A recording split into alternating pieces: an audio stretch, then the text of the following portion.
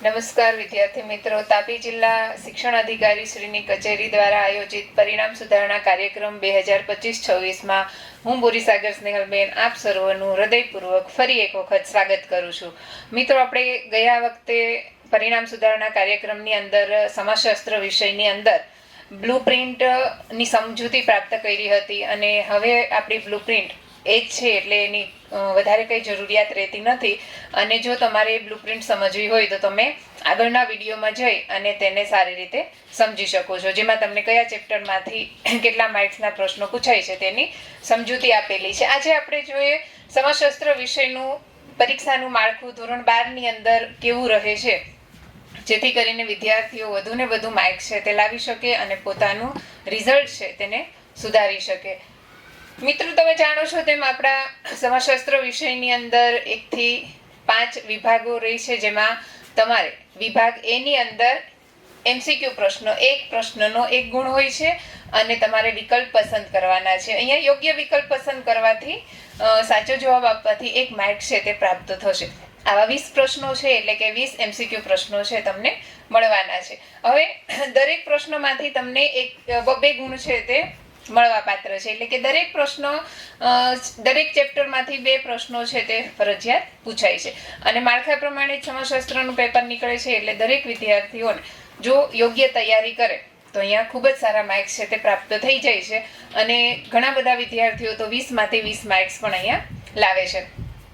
બીજું કે અહીંયા મોટાભાગના પ્રશ્નો તમારા સ્વાધ્યાયની પાછળના જે પ્રશ્નો છે તેમાંથી પણ ઘણી વખત પૂછાતા હોય છે. તો જ્યારે તમે હવે કોર્સ પૂરો થવા જ આવ્યો હશે અને હવે જ્યારે તમે તૈયારી કરો છો વાર્ષિક પરીક્ષા માટે, તો સ્વાધ્યાયની પાછળના દરેક પ્રશ્નો છે તેને તમારે સારી રીતે તૈયાર કરવાના છે. MCQ પ્રશ્નો દરેક ચેપ્ટરમાં 5, 7, 10 જેવા આપેલા છે. તો વિભાગ એમાં તમને 20માંથી 20 ગુણ છે તે અહીંયા પ્રાપ્ત થશે.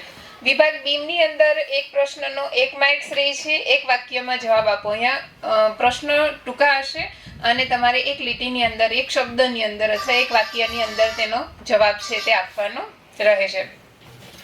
આપણી પાસે 10 ચેપ્ટર છે અને 1 થી 10 પ્રકરણમાંથી દરેકમાંથી 1 માર્ક્સનું અહીંયા પૂછાય છે, એટલે કે દરેક ચેપ્ટરનો વિભાગ બી માં 1 પ્રશ્ન હશે.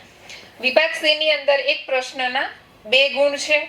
અહીંયા તમને એક્સ્ટ્રા પ્રશ્નો મળવાની શરૂઆત થશે. હવે એ જે 30 પ્રશ્નો હતા તે 30 પ્રશ્નો કમ્પલસરી હતા, મતલબ કે એમાંથી કોઈ વિદ્યાર્થી કોઈ પ્રશ્ન છોડી શકતા નથી, ફરજિયાત છે.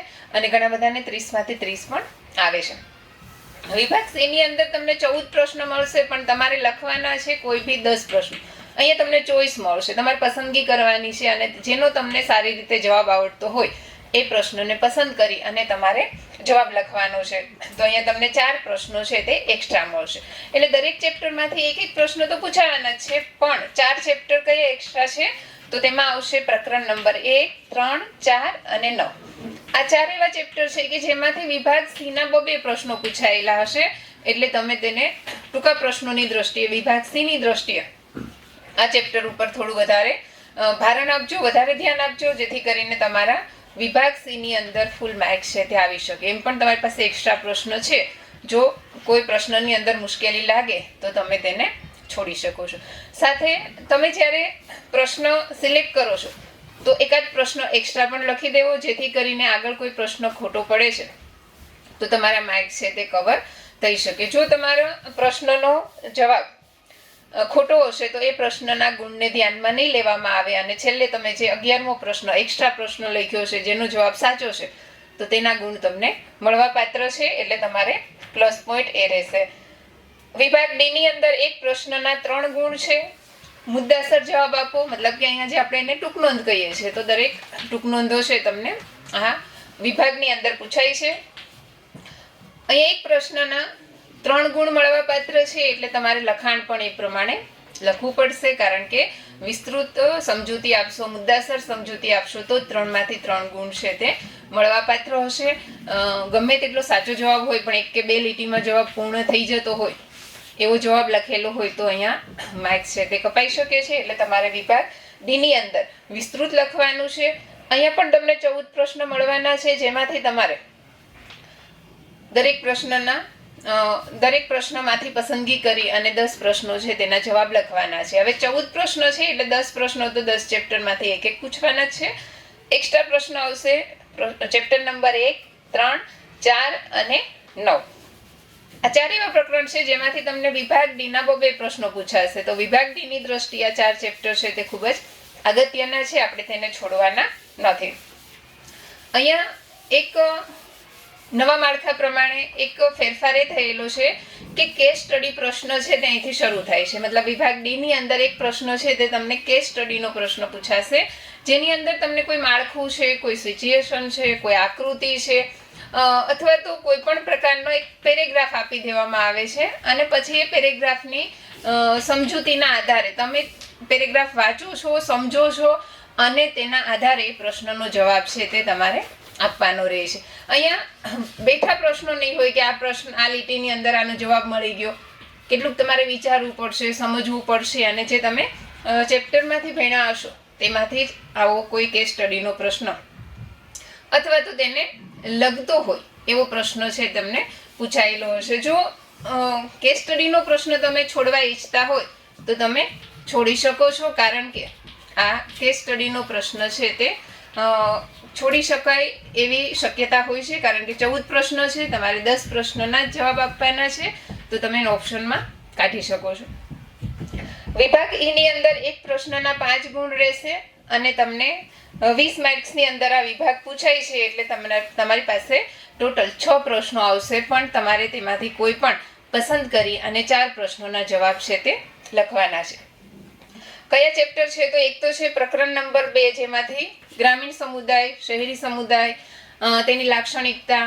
આ પ્રશ્નો છે સૌથી વધારે વખત છે તે પૂછાતા હોય છે, તો આ એક પ્રકરણ નંબર 2 5 માર્ક્સના પ્રશ્નની દ્રષ્ટિએ ખૂબ જ અગત્યનું બનશે.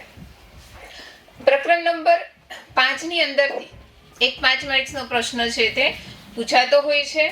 પ્રકરણ નંબર 6 માંથી સમૂહ સંચારના માધ્યમોમાંથી કોઈ એક 5 માર્ક્સનો પ્રશ્ન છે તે ફરજિયાત પૂછાય છે અને વિદ્યાર્થીઓ ખૂબ જ સારી રીતે તેનો જવાબ પણ આપી શકે છે.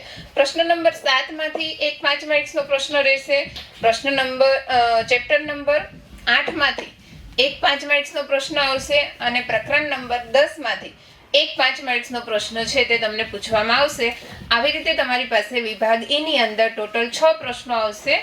તમારે પસંદગી કરી અને કોઈ પણ એક પ્રશ્નનો જવાબ છે તે સારી રીતે આપવાનો છે.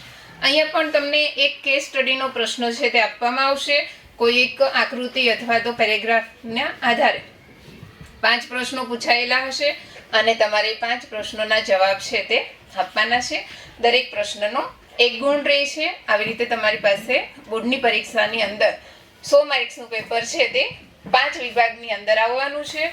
ખૂબ જ સરળતાથી અને ખૂબ જ સરળ એવું માળખું છે તે હવે તૈયાર કરવામાં આવેલું છે કે જેમાં વિદ્યાર્થીઓ કોઈ પણ વિદ્યાર્થી નાપાસ ન થાય એ રીતનું આ પરીક્ષાનું માળખું છે તે તૈયાર કરેલું છે. તો બિલકુલ પરીક્ષાનો હાવ રાખ્યા વગર જો પરીક્ષાની સારી રીતે તૈયારી કરીએ તો તમે ચોક્કસપણે સારું પરિણામ છે તે પ્રાપ્ત કરી શકશો.